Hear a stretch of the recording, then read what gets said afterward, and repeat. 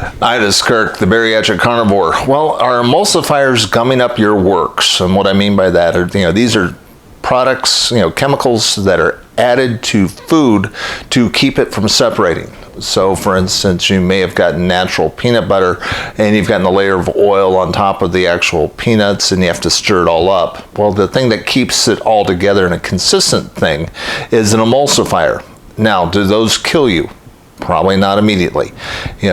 Has anybody gone on an emulsifier-free diet to get rid of all the emulsifiers out of their lives? Well, that's kind of the problem with this thing. Is what happens is people that switch from a standard American diet where they've been eating a lot of ultra-processed foods and they switch over to simple single-ingredient foods, meat, vegetables, whatever, they get rid of all of them at one time. So you can't figure out, is it the emulsifier that's been making me sick, or is it the ultra processed food? Is it the other stuff that's in there? There's no way of knowing. I mean, we can't figure that out, unfortunately. And if you think your government says that, oh my gosh, these are safe, this is one of the cool things that Kennedy's doing now, is getting rid of what's called GRAS, the generally recognized as safe designation, which basically means, hey, look, it doesn't kill you and it doesn't kill the lab rats, so therefore we're going to just say it's safe. And industry looks after itself, but nobody is really looking at what the heck it does to you and your gut microbiome. Now, there's been a lot of discussion. Everybody assumes that we know everything there is to know about the gut microbiome, and that's horse hockey. I mean, we don't know about it. It has not been mapped. It's not ready for prime time.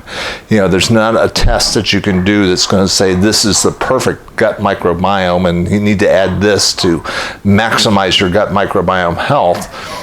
We don't know that yet. We might someday, but with AI, etc., we might be able to figure it out. But right now, it's a guess. But this much we kind of can figure out. In the last 100 some odd years, we've been adding a whole bunch of stuff to our ultra-processed food. And what's been the net result to people's health who have been eating this stuff and this ultra-processed diet? Well, let's see. We've been getting more diabetes. We're getting overweight. We've more people weighing over 600 pounds than any time in the history of the planet. There's more chronic disease, much of which can be cured just by changing diet and lifestyle. So you kind of look at it from a perspective of, okay, I can't prove that my type 2 diabetes is being caused by ultra-processed food, but you can kind of make a good guess based on, hey, none of my ancestors had it until all this crap got introduced into the diet. So because of that, I'm going to say, hey, look, the abundance of caution, why not just eat real food? As many single ingredient foods as you possibly can, and try to eliminate things like, salad dressings and things like that, which are full of these emulsifiers. And it's difficult. I mean, I'm going to tell you, it is difficult. I make my own yogurt, because I don't want all these emulsifiers in my yogurt. But then I looked at this article at the Wall Street Journal, and they mentioned that, hey, they put emulsifiers in cream and half and half and stuff like that. And I kind of looked at mine and realized, crap. Here I am thinking I'm doing a great thing, getting rid of all the emulsifiers in my yogurt by making it at home. But when I buy half and half at the supermarket, it's in there because it stabilizes the product, makes its shelf life last longer. Wonderful. There's almost no escaping it. Trying to get rid of those things is almost impossible. So, best I can do, minimize my exposure, try to get as much stuff as I can, as much from the close to the source as I possibly can. That's why I've got my cow guy, that produces fantastic beef without any additions, no grain, no hormones, no antibiotics. That to me is just and it tastes so much better.